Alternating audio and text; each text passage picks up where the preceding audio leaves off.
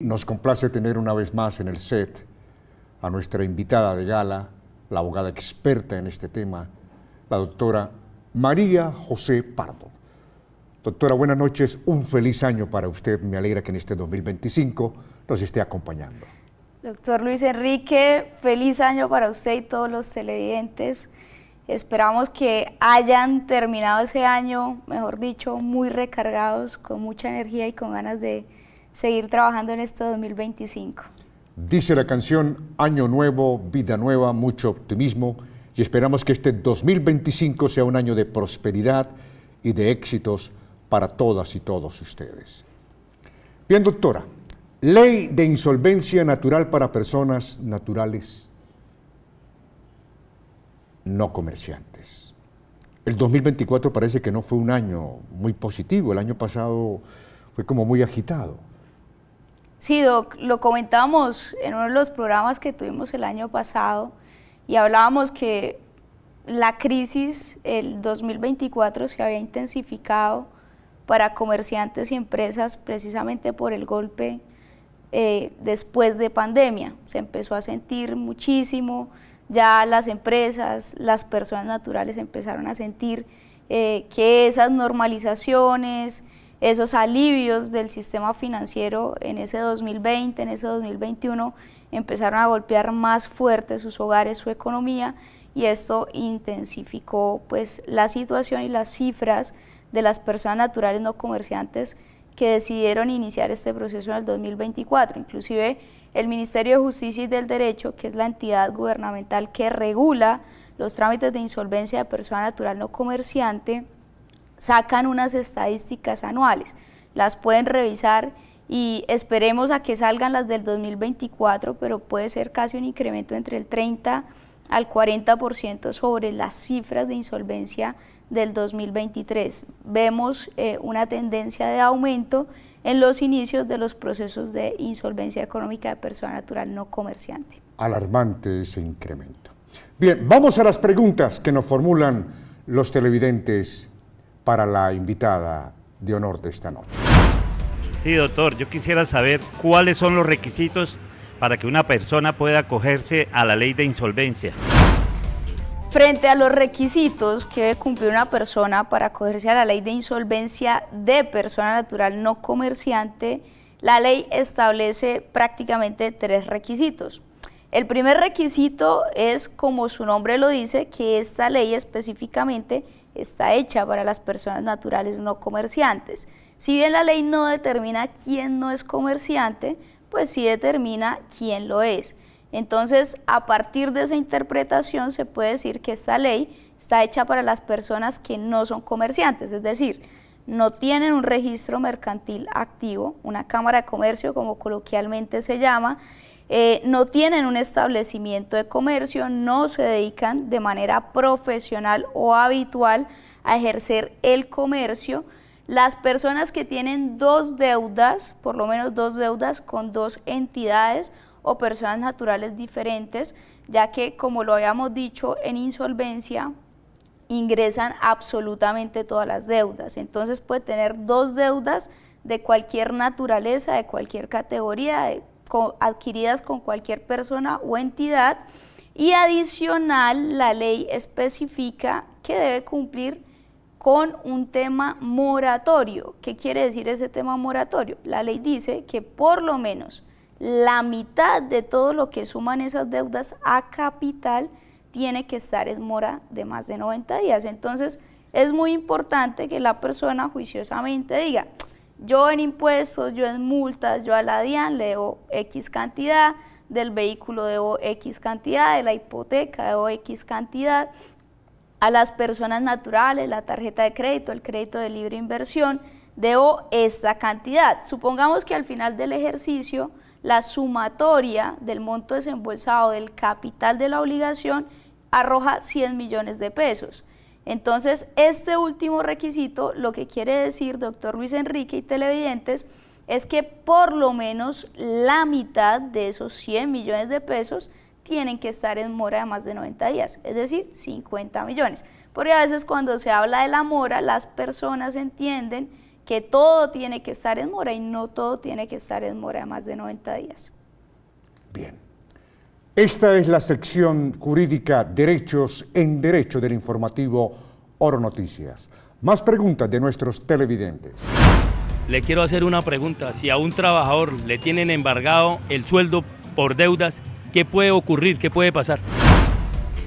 Frente a los embargos de salario, específicamente con la ley de insolvencia de persona natural no comerciante, sucede algo que contempla la ley, pero otra cosa que pasa en la práctica. Entonces, cuando una persona se acoge al trámite de insolvencia de persona natural no comerciante y es admitida por una notaría o un centro de conciliación, obtiene unos beneficios o los efectos iniciales del proceso.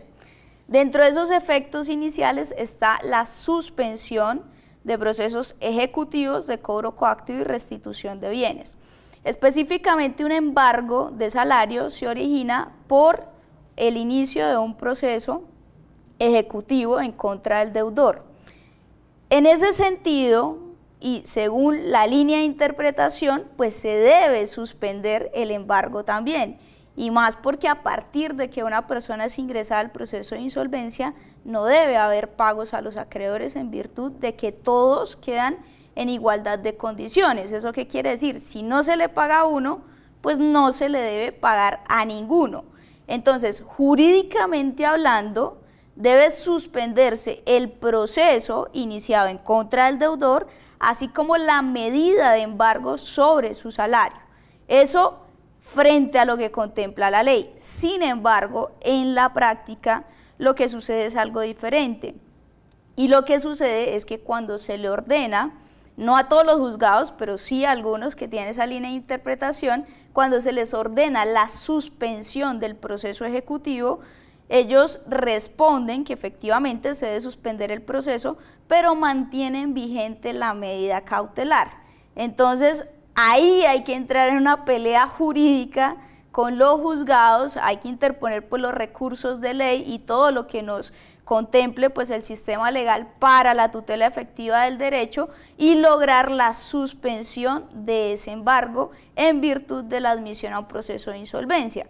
En conclusión, doctor Luis Enrique y todos los televidentes, se debe suspender el proceso ejecutivo, se debe suspender la medida de embargo, pero en la práctica nos encontramos con algunos casos en que pues los juzgados, las entidades judiciales que tienen a cargo esta medida o que han impuesto esa medida, se rehúsan a la suspensión inmediata en cuanto la persona es admitida al proceso de insolvencia. Más preguntas para nuestra invitada, la abogada María José Pardo. El tema de esta noche, la ley de insolvencia para persona natural no comerciante. Veamos. ¿Cuántas leyes de insolvencia hay actualmente en Colombia? ¿Cuántas leyes de insolvencia existen? En la actualidad vigentes 3, la ley 550, la ley 1116 del 2006 y la ley 1564 del 2012. En pandemia, de pronto algunos de ustedes se acuerdan que introdujeron algunos decretos transitorios para unas insolvencias abreviadas, una pues ante la superintendencia, otra ante las cámaras de comercio. Esas en este momento no están vigentes. Y interesante, ahora está cursando la reforma al trámite de insolvencia de persona natural no comerciante. Sin embargo, es súper importante aclarar que eso aún está en trámite. Hay muchas personas haciendo publicidad, haciéndole propaganda a los beneficios de esta reforma, pero son beneficios que aún no están vigentes. Entonces hay que tener cuidado con esa situación. ¿Esa reforma es para bien o es para mal? De quienes tienen deudas. Discúlpeme, por favor. No, tranquilo, me han invitado a varios programas de hablar sobre el tema. Hay aspectos importantes en beneficio del deudor, como por ejemplo entrar a regular la pregunta que me hizo anteriormente sobre la situación de los embargos o descuentos de libranza. Esta reforma ya es súper clara en establecer que se debe suspender el proceso, la medida cautelar e inclusive trae aspectos muy beneficiosos para el deudor, como la restitución de dineros cuando a pesar de estar en el proceso le siguen descontando, entonces se los restituyen a la persona.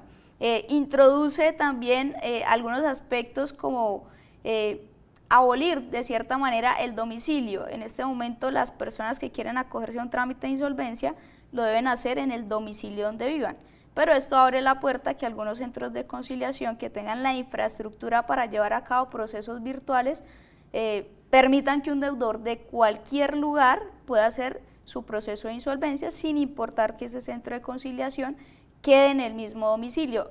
Y un aspecto muy relevante es que la ley que se conocía como de insolvencia de persona natural no comerciante empieza también a llamarse del pequeño comerciante. Bueno, a nadie le gusta que le llamen pequeño, más bien sería como pymes, pero introduce la figura de que el comerciante se pueda acoger a través de esta ley. Es maravilloso, maravilloso. Esos son los aspectos importantes. Hay otros pues que no son tan beneficiosos para el deudor, pero pues ya nos extenderíamos demasiado. Bien. Más interrogantes de nuestros televidentes. Cuando una persona no puede pagar y hace un acuerdo de pago, ¿le quitan todo en una ley de insolvencia? Bueno, hay que decir algo, y es que como está la ley actual, cuando una persona se acoge al trámite de insolvencia de persona natural no comerciante, el proceso va a funcionar en dos fases, siempre va a funcionar en dos fases, o una vez iniciado el proceso va a terminar única y exclusivamente de dos maneras. La primera es que en la negociación pues los acreedores estén de acuerdo en mi propuesta de pago y lleguemos a un acuerdo. Y la segunda es que cuando no se logra el acuerdo, nos vamos a la fase de liquidación, que es donde la ley le permite a la persona entrar a responder por el 100% de sus deudas con su patrimonio, indistintamente si alcanza o no alcanza para cubrir el monto de las deudas, pues habría una exoneración de pago. Entonces, si una persona se acoge al trámite de insolvencia, en su negociación llega a un acuerdo con sus acreedores, pero lo incumple, lo que sucede es que los acreedores quedan habilitados para denunciar el incumplimiento. Entonces tienen que denunciar el incumplimiento ante el centro de conciliación o la notaría donde se llevó a cabo la negociación, y si se demuestra el incumplimiento, esa persona pasaría ahora a la segunda fase de liquidación, donde efectivamente tendría que entregar su patrimonio para superar ese pasivo, para el pago de las deudas que ha relacionado inicialmente en el proceso de insolvencia. Hoy el tema que estamos presentando a ustedes es la ley de insolvencia natural para persona no comerciante. Nos acompaña en nuestros estudios la abogada experta en el tema, la doctora María José Pardo. Bien, surgen muchas inquietudes, hay mucha expectativa. La gente se aferra como a una esperanza con esta ley de insolvencia económica para persona natural no comerciante. ¿Hay mucha gente que debe plata en Colombia, abogada? Doctor Luis Enrique, lamentablemente sí. Lamentablemente la cultura financiera pues en nuestro país, no solamente en nuestro país, sino a nivel Latinoamérica, la falta de regulación por parte del sistema financiero frente a hacer un debido estudio de capacidad de endeudamiento muchas veces hace que la persona se sobreendeude, que es lo que conlleva pues a este tipo de procesos. Que si el proceso de persona natural no comerciante significa una esperanza, un salvavidas, como bien lo llaman, o una segunda alternativa para reiniciar la vida financiera de las personas, lo es una herramienta que en Colombia es muy buena, trae muchos beneficios para el deudor, también para el sistema financiero, haciéndolo pues como la ley lo ha establecido, porque el proceso ha tenido una mala visión por parte de algunos de no pago, e insolvencia pues no es un proceso para no pagar, sino al contrario, es un proceso para responder de cara a los acreedores, bien sea a través de una negociación o de un proceso de liquidación, pero se responde a través de él. Entonces, ¿significa un salvavidas? Por supuesto que sí. Es una herramienta que hay que utilizar con mucha responsabilidad, precisamente por tanta desinformación que hay, por personas pues que inclusive ni son abogadas y están adelantando este tipo de trámites en cabeza de los deudores. Entonces Delicado, hay que tener muy cuidado. delicado. Si bien la ley no establece que se tenga que hacer a través de abogados, pues sí es un trámite jurídico financiero en el que hay que tener Pero ¿cómo es una persona conocimientos. que no es abogada para enviar un memorial a un juzgado solicitando de que la medida cautelar se suspenda, por ejemplo, en el caso de un embargo de un salario? En ese caso es el centro de conciliación el que lo hace, no tiene que ser específicamente el deudor o la persona que represente al deudor. Ahora, ¿se puede hacer? Bueno, ya habrán discusiones jurídicas si se permite. Quiero decir, se debe tener un conocimiento jurídico. Por para supuesto que sí, hay que tener conocimiento jurídico porque es que en insolvencia la persona, el deudor, esté representado o no, se va a enfrentar a temas complejos, a temas, por ejemplo, de discusiones de temas fiscales, de temas de garantías mobiliarias, de temas de intereses, de capitalización, de anatocismo, a veces se ven transgredidos los derechos al consumidor financiero y hay que saber de temas de consumidor financiero. Entonces, por eso, para que un deudor pues tenga todas las herramientas de hacer un buen proceso y de estar muy bien representado, pues debe buscar una asesoría de personas que realmente sepan del tema. Permítame, doctora María José Pardo, tenemos más preguntas de nuestros televidentes. ¿Con la ley de insolvencia se pueden rajar intereses? Los intereses tienen una connotación acá en el proceso de insolvencia diferente, ¿listo? Entonces, acá se parte de la voluntad del acreedor, de la voluntad del deudor. Es un mito, y desde ya pues lo quitamos, que en el trámite de insolvencia solo se va a pagar capital, es decir, que automáticamente por entrar a un proceso de insolvencia, los acreedores, las personas, las entidades a las que les debo, me tengan que condonar los intereses. Eso no es cierto, desde ya decimos no es cierto. Lo que pasa es que cuando el deudor entra en insolvencia, queda habilitado para hacer propuestas de pago, que sean objetivas con su situación económica. Entonces, es muy usual, es una práctica generalizada en este tipo de trámites, que el deudor, como primera propuesta, solicite la condonación de todos los intereses causados. Entonces, si el acreedor está de acuerdo, se condonan, por supuesto que sí, porque partimos del acuerdo que hace el acreedor con el deudor, pero no porque el deudor se lo imponga o porque yo entro a un proceso de insolvencia y sí o sí me tienen que condonar, no, porque yo lo propongo y el acreedor está de acuerdo sobre los intereses causados o lo que se llama intereses moratorios. Pero si yo a usted a capital, usted me prestó 100 millones de pesos, si bien iban ya 50 millones a intereses y usted me los condona, fácilmente me puede decir, perfecto, sobre esos 50 los vamos a condonar, pero venga y pactemos una nueva tasa de interés sobre los 100 millones, entonces habría reconocimiento de un interés futuro. Es decir, que es un mito, no es cierto que por entrar a un proceso de insolvencia a mí sí o sí me tengan que condonar los intereses, y también es un mito que yo solo vaya a pagar el capital, porque inclusive en las negociaciones las entidades financieras aceptan la condonación de intereses, pero solicitan el reconocimiento de una tasa de interés futura. Entonces, para que se tenga en cuenta esa información.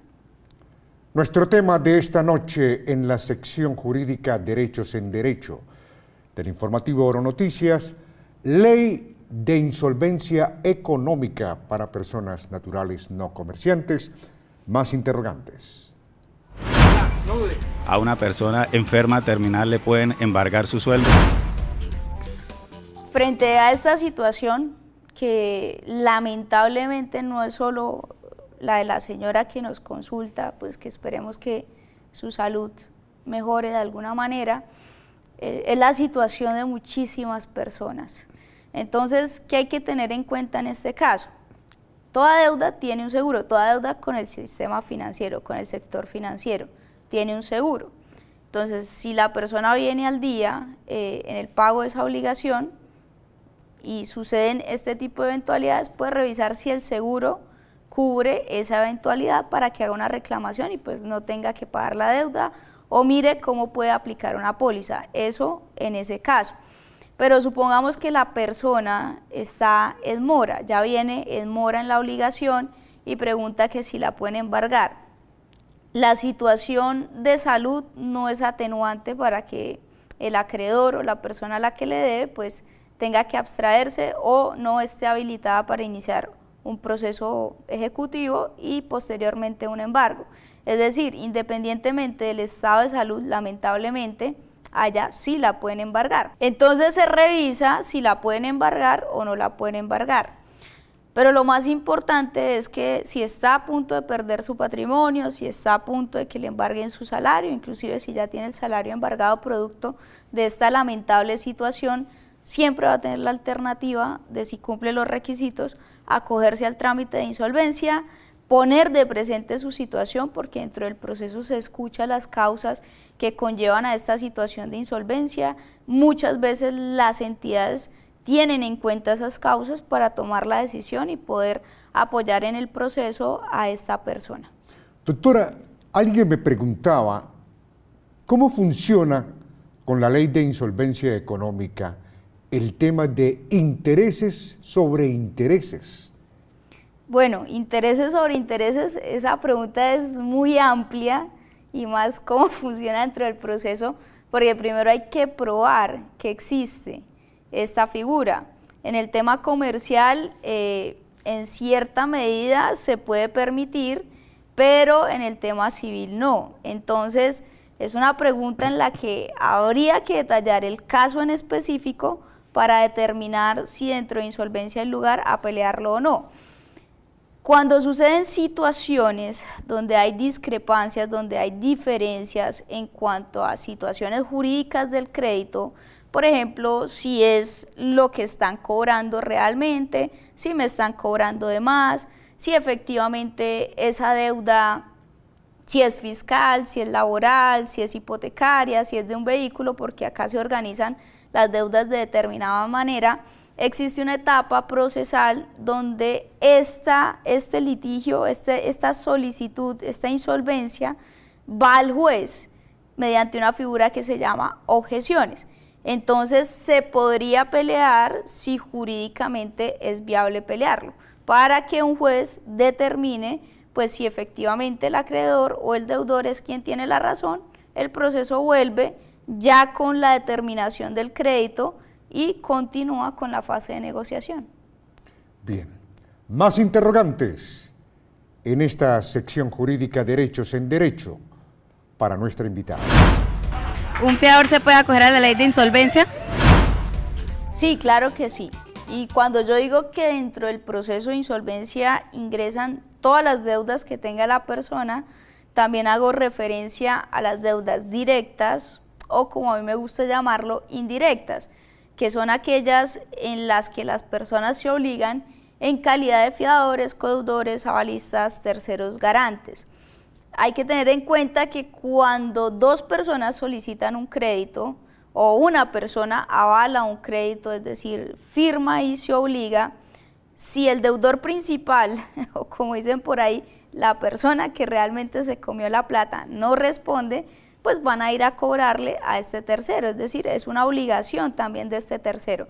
Entonces, esa persona debe incluir esa obligación dentro del proceso de insolvencia para que de esta manera quede cobijado y quede dentro de las deudas a negociar dentro del proceso. Entonces no es más si quiere o no, sino que tiene que hacerlo. Vea usted, este es un alivio para muchas personas que han servido como garantes de una obligación, de un empréstito, de un crédito, y caramba, después uno ve situaciones terribles. Sí, sucede mucho, por lo menos, doctor Joya, que una pareja de casados va a adquirir un inmueble y si el inmueble está a 50-50, pues obviamente van a hacer que se obliguen las dos personas. O muchas veces uno funge como fiador de un contrato de arrendamiento, codeudor de un contrato de arrendamiento, o los famosos créditos de ICETEX, que es muy usual que el ICETEX, esta entidad, solicite que los estudiantes que hacen el crédito lo avalen a través de una persona y muchas veces son familiares. En la firma hemos tenido muchísimos casos lamentables, pues donde debido a la situación del país sale esta persona pues a la vida profesional, no logra emplearse rápido y ¿a quién van a cobrarle? Pues a quien sí tiene, a ese familiar o a ese tercero que en su momento se obligó y entran a cobrarle a él. Entonces esta también es una alternativa para que puedan cubrirse frente a estas obligaciones. De esta manera llegamos al final de la sección Derechos en Derecho del informativo Oro Noticias. Abogada María José Pardo, muchas gracias por acompañarnos. A usted, doctor Luis Enrique, al noticiero, como siempre, pues es un honor poder compartir con ustedes y esperamos que este año pues traiga muchos proyectos que mejoren las condiciones de los hogares de todos los televidentes, de todas las personas pues que necesitan un alivio y ojalá puedan los que sienten que no tienen una solución llegar a este tipo de información, buscar asesoría y tomar una decisión para reiniciar su vida financiera. A ustedes, gracias por acompañarnos.